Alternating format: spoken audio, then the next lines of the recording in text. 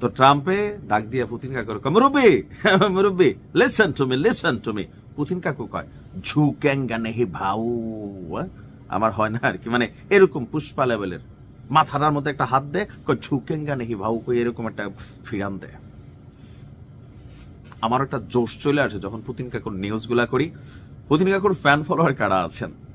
Russia Ukraine যুদ্ধের কাগজে কলমে কিন্তু যুদ্ধ শেষ হয়ে যাচ্ছে, একটা চুক্তি হচ্ছে, আর এই চুক্তির বাবা হচ্ছেন আমেরিকা, আর পোষ্যপুত্র জেলেন্সকি বা ট্রাম্পের পোষ্যপুত্র জেলেন্সকি এই মুহূর্তে সতীপুত্র হয়ে গেছে।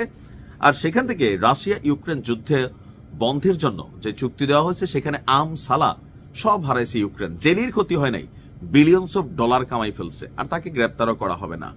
আচ্ছা, এখন ইতিহাসের পাতায় জেলি যে একটা ভিলেন হয়ে থাকবে, কারণ ট্রাম্প নিজের হাতে এই স্বর্ণের চাবিটা, সোনার কাঠিটা পুতিনকে দিতে যাচ্ছেন। কি সেই সোনার কাঠি? ইউক্রেনে এ পর্যন্ত প্রায় 4 বছর যাবৎ যুদ্ধ যে চলছে, রাশিয়া ইউক্রেনের বিশাল একটা অংশ দখল করে ফেলছে। তো নর্মালি হয় কি, কোনো যুদ্ধ যখন শেষ হয়, যেমন বাংলাদেশ পাকিস্তানের মধ্যে যুদ্ধ হয়েছে, পাকিস্তানি সেনারা আত্মসমর্পণ করছে, তারা এখান থেকে চলে গেছে। তো পুতিন এবং রাশিয়া এবং ইউক্রেনের মধ্যে যে যুদ্ধ, এখন এটা যুদ্ধ শান্তি চুক্তি হবে, চলে যাবে। যেমন ধরেন ফিলিস্তিন ইসরায়েলেও শান্তি চুক্তি হয়েছে, ইসরায়েল চলে গেছে, সামান্য কিছু সেনাটেনা রাইখা গেছে, কিন্তু ভূখণ্ড এখন পর্যন্ত ওইভাবে মালিকানা দেওয়া হয় না, এটা একটা পলিসিতে নিয়ে যাওয়া হয়েছে। কিন্তু ইউক্রেনের বেলায় আর একটু কঠিন সিদ্ধান্ত আসছে, যে পুতিন কাকু ইউক্রেনের যে যে অঞ্চলগুলো দখল করছে প্রত্যেকটা অঞ্চল রাশিয়ার কাছে হস্তান্তরের পরিকল্পনা করা হয়েছে আপনার ট্রাম্পের পক্ষ থেকে। আর এটা দিয়েই একমাত্র পুতিনকে ঝুঁকানোর জন্য লাইনে আনা যাবে। ইউক্রেন যুদ্ধ বন্ধে চুক্তির জন্য রাশিয়ার নিয়ন্ত্রণাধীন ক্রিমিয়া অনেক আগে নিয়ে গেছে, রাজধানী কিয়েভ এবং অন্যান্য দখলকৃত অঞ্চলের উপর রাশিয়ার আধিপত্যকে স্বীকৃতি দেওয়ার প্রস্তুতি নিচ্ছে যুক্তরাষ্ট্র, অনেকটা লাইক ফিলিস্তিনের মতন, যে ওইখানে ইসরায়েলি সেনারা কন্টিনিউ থাকে। তো এখন পুতিন কাকু এগুলোর মালিকানা পাবেন এবং কি তার মালিকানার সম্পদ রক্ষণাবেক্ষণের জন্য সেখানে তিনি ফোর্স নিয়োগ করার সুযোগ পাচ্ছেন। এক প্রতিবেদনে দ্য টেলিগ্রাফ বলছে, ডোনাল্ড ট্রাম্প তার বিশেষ দূত স্টিভ উইটকফ এবং জামাতা জ্যারেড কুশনারকে রুশ প্রেসিডেন্ট পুতিনের কাছে সরাসরি এই প্রস্তাব পৌঁছে দেওয়ার জন্য অলরেডি মস্কোতে পাঠিয়ে দিয়েছে। ইউক্রেনের ইউরোপীয় মিত্রদের উদ্বেগ ছিল যে না, আপনি এটা করতে পারেন না ট্রাম্প, কিন্তু ট্রাম্প এটাকে মানে নাই।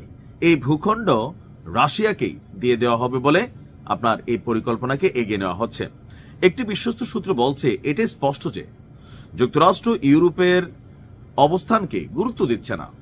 তারা বলে ইউরোপীয়রা যা খুশি করতে পারে, অর্থাৎ ট্রাম্প কিন্তু এটা সবসময় বলছে যে ন্যাটোরও কিন্তু বলছে টাকা দিবে আমেরিকা, তোমরা 2-4 টাকা দিয়া দলের সাথে থাকবা, বাৎসরিক টাকাগুলো ঠিক মতো দাও না, আবার আসছো আমাদের সাথে। হ্যাঁ, আরে আমেরিকা ছাড়া ইউরোপীয় ইউনিয়নের বেইল আছে কিনা, ন্যাটোর বেইল আছে কিনা, সব টাকা পয়সা সব দিকে বন্ধ টন্ধ করে দেওয়ার কিন্তু একটা প্রেক্ষাপট চলছিল। এরপর থেকে ইউরোপীয় ইউনিয়ন একটু গায়ে টায়ে লাগাইছে, আমেরিকার বিপরীত থেকে নিজেরা কিছু টাকা পয়সা করে এটা কিন্তু জেলিদের সাপোর্ট করছে। বাট ট্রাম্প জানে যে ইউরোপীয় ইউনিয়নের শক্তিটা ওরকম নাই, তারা ধনাঢ্য, কিন্তু যুদ্ধের ক্ষেত্রে, প্রটেকশনের ক্ষেত্রে এদের ওস্তাদ মানতে হবে আমেরিকাকে, আর এইটার একটা অ্যাডভান্টেজ দিচ্ছেন। গত সপ্তাহে জেনেভায় ইউক্রেন এবং মার্কিন কর্মকর্তাদের মধ্যে যে জরুরি আলোচনা হয়েছে, এরপরেই এটা সামনে আসছে। 28 দফার শান্তি পরিকল্পনায় আমেরিকার পক্ষ থেকে ক্রিমিয়া এবং দুইটি পূর্ব দনবাস অঞ্চলের প্রকৃত স্বীকৃতি দেওয়ার প্রস্তাব ছিল, আর এখন এইটাই পুতিন পাইতে যাচ্ছে। দেখছেন, সাইধানিয়া দিচ্ছে। অন্যের উপর ভরসা করে যারা যুদ্ধ করতে যায়, যে আমরা বাংলাদেশে অনেকে বলি ভারতের সাথে যুদ্ধ লাগলে, মিয়ানমারের সাথে লাগলে আমাদেরকে পাকিস্তানে, বা এইসব লাভ নাই, নিজের হ্যাডমে যুদ্ধ করতে হবে, মেশিনারিজ থাকতে হবে। দেখা যাক কি হয়। Congratulation Putin. আসসালাম।